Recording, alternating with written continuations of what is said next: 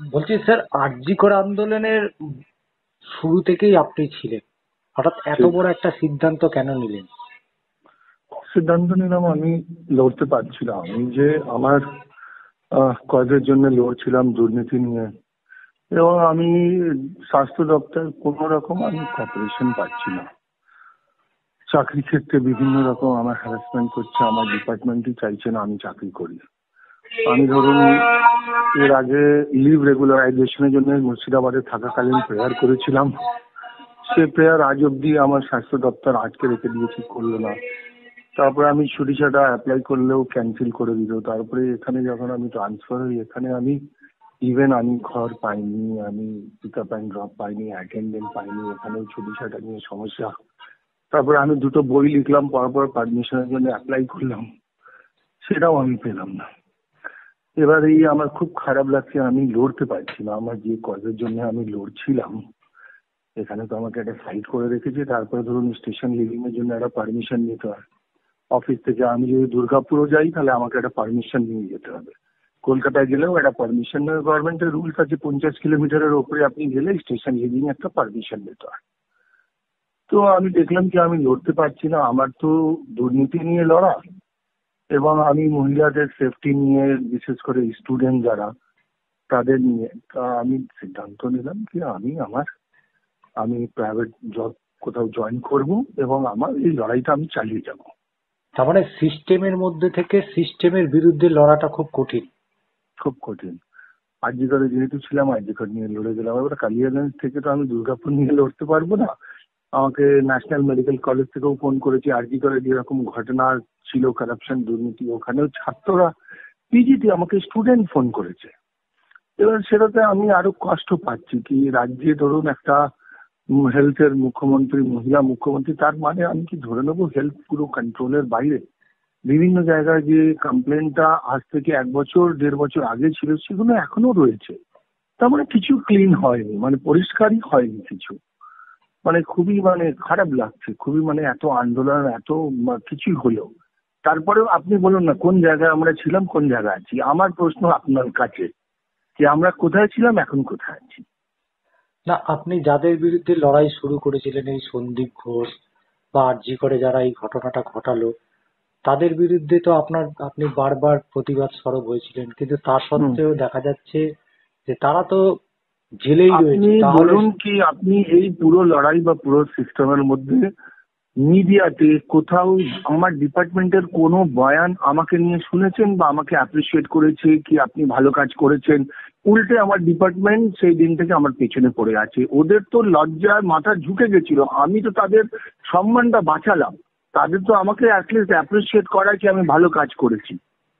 হ্যাঁ, কেউ তো উল্টে আমার পেছনে পড়ে আছে। তা আমার না আর মানে এই চাকরি করতে আর ভালো লাগছে না। আগে না আমি খুব নিজেকে গর্বিত ফিল করতাম, আমার একদম শীশ উঁচু করে হাঁটতাম যে আমি হেলথ ডিপার্টমেন্টে চাকরি করি। এখন না মানে মাথা আমার ঝুঁকে যাচ্ছে, হেলথে যে কাণ্ডগুলো হচ্ছে, তারপরে রাজ্যের যে হেলথ মিনিস্টার যে কি কাজ করছেন না কাজ করছেন, আমার মনে হয় এটা আমার মুখ থেকে বলা আর দরকার হয় না।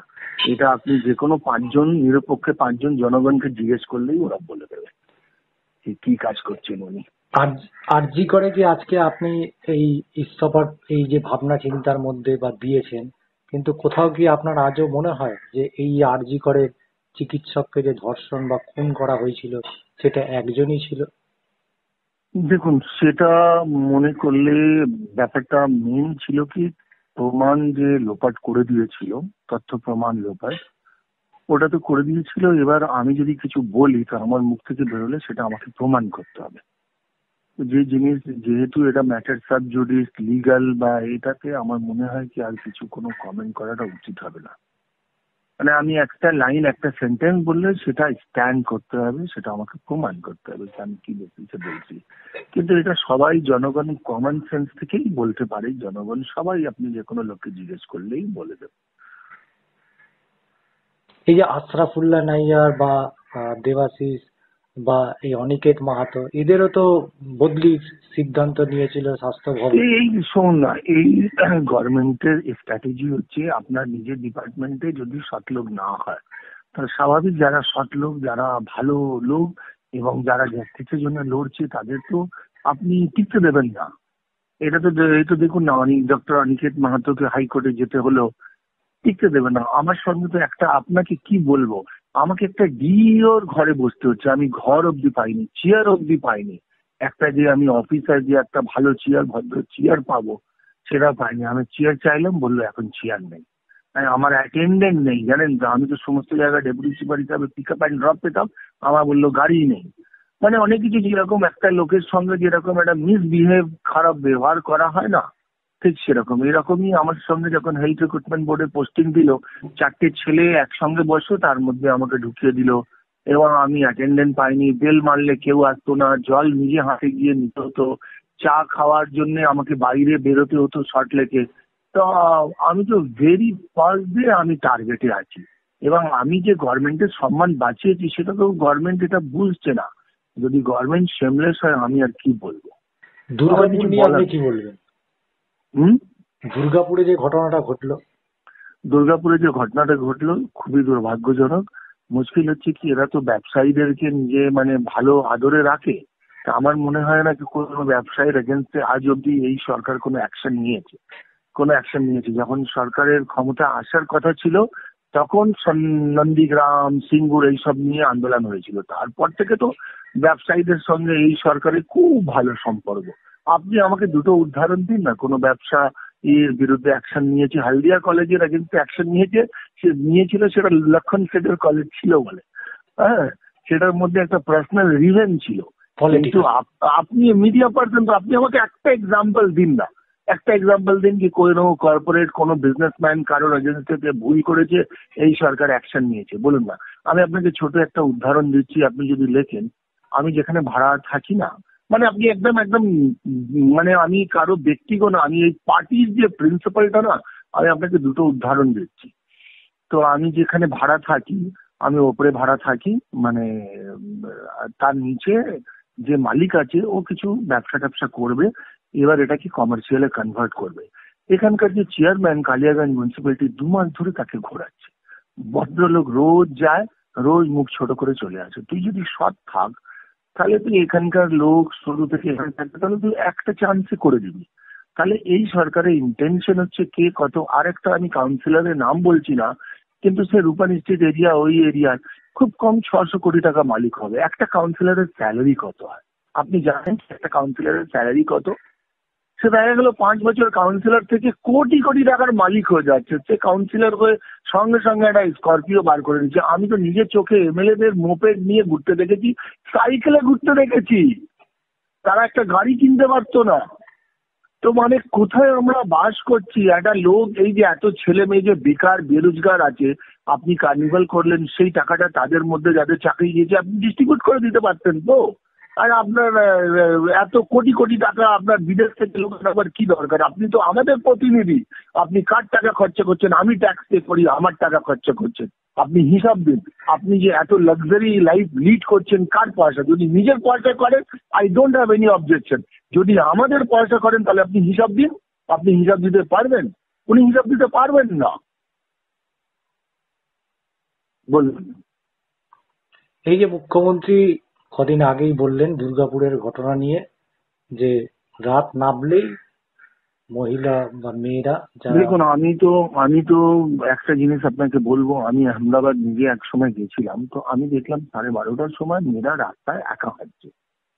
তার মানে আমি ফেলিয়ার, আমি তাদের প্রোটেকশন দিতে ফেলিয়ার। ওরা যখন আমাকে প্রতিনিধি, আমার নেতা করে, তখন লোকের অনেক আস্থা থাকে, অনেক আস্থা থাকে। হ্যাঁ, তো অনেক কিছু ব্যাপার আছে যেটা আমাকে লোকের জন্য ভাবতে হয়, কি আমার লোক, আমার জনগণ, তাদের সেফটি সিকিউরিটি। আপনি সিসিটিভি লাগান, আপনি পুলিশ লাগান, আপনি রবার্ট বসান, সেটা আপনার ম্যাটার। কিন্তু আপনি যখন লিডার হন, আপনাকে আমাদের প্রোটেকশন দিতে হবে।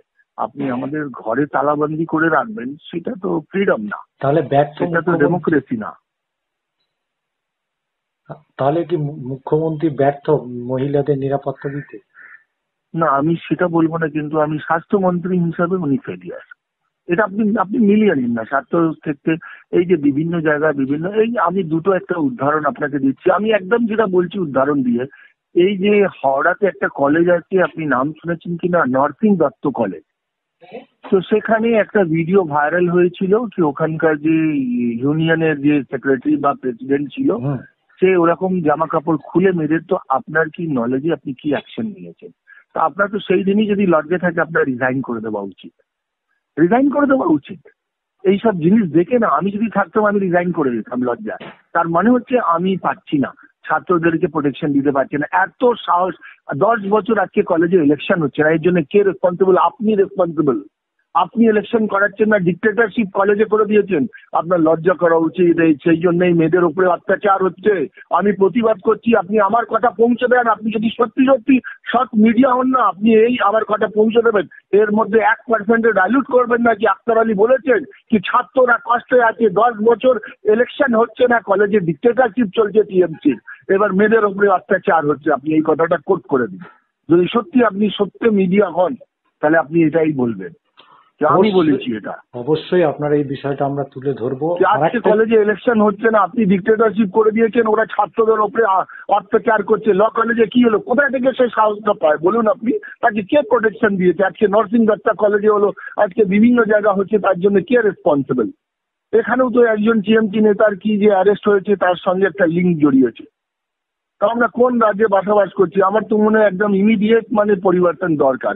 যখন সিপিএম এর সরকার ছিল আমরা তখন পরিবর্তন চাইতাম, কিন্তু এখন দেখছি এখন আরো খারাপ জায়গায় চলে গেছে। এখন মা বোনরা রাস্তা বেরোতে পারছে না, তাদের কোনো সেফটি নেই, সিকিউরিটি নেই। কে মলেস্টেশন হবে, কে ধর্ষণ হবে, আমরা টোটালি ইনসিকিওর। খুবই লজ্জা ব্যাপার এটা। আপনি কি তাহলে বিজেপিতে যোগদান করছেন?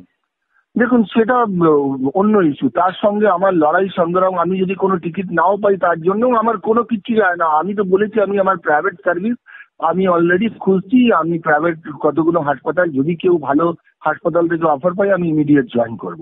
কিন্তু আমি আমার এই লড়াইটা চালিয়ে যাব। তারপরে আমি পার্টিতে জয়েন করলাম, দাঁড়ালাম না দাঁড়ালাম তাতে আমার কিচ্ছু যায় না, কিচ্ছু যায় না। আমি তো সিকিউর জব একটা করতাম, মাইনে পেতাম, স্যালারি পেতাম। তা আমি এখান থেকে বেরোচ্ছি আমার ব্যক্তিগত দুটো কজের জন্য, যেটা আমি বারবার বলেছি। আমি এই যে মহিলা ছাত্রদের ওপরে, মেয়ে ছাত্রদের ওপরে যে অত্যাচার হচ্ছে সেটা নিয়ে আমি লড়বো। আর আমি স্বাস্থ্যের ক্ষেত্রে যেটা দুর্নীতি সেটা আপনি জানি না, আপনি কতটা জানেন, আপনার কাছে কত ইনফরমেশন আছে। আপনি বিভিন্ন হাসপাতাল মেডিকেল কলেজগুলো ঘুরতে শুরু করুন, এবার দেখবেন দুর্নীতির শিখর কিরকম। মুর্শিদাবাদে আমি যখন ছিলাম ওখানে কি হলো? কোনো অ্যাকশন হলো না। আমি মুখ খুলেছিলাম মুর্শিদাবাদ নিয়ে, তারপরে আমাকেই সরিয়ে দিল এবং মুর্শিদাবাদের প্রিন্সিপালকে প্রমোশন দিয়ে স্পেশাল সেক্রেটারি স্বাস্থ্য করে দিল। তার মানে হচ্ছে এই মুহূর্তে পশ্চিমবঙ্গ দুষ্কৃতীদের, দুর্বৃত্তদের স্বর্গরাজ্য তৈরি হচ্ছে। আমার যা বলার আমি বলেছি। আপনি দীর্ঘদিন একটা আন্দোলনের মধ্যে ছিলেন, আমি এখনো আন্দোলন বা আমার এডুকেশন আমি ছাড়ছি না, আমি এখনো এটা চালিয়ে যাব। আমার সঙ্গে জনগণ আর ছাত্ররা থাকলেই হবে। আমার এটা নয় কি আমি কোনো টিকিট পেয়ে আমি ইলেকশন লড়ে আমি সেটার জন্য আমার কোনো কিছু যায় না। আমি একটা সার্ভাইভালের জন্য কোনো একটা হাসপাতালে জয়েন করব। সেই যদি কেউ আমার মনে করে যদি হাসপাতাল সেরকম প্রাইভেট হাসপাতাল আমার অফার দেয় আমি অবশ্যই জয়েন করব, সেখানে কম মাইনে পেলেও জয়েন করব।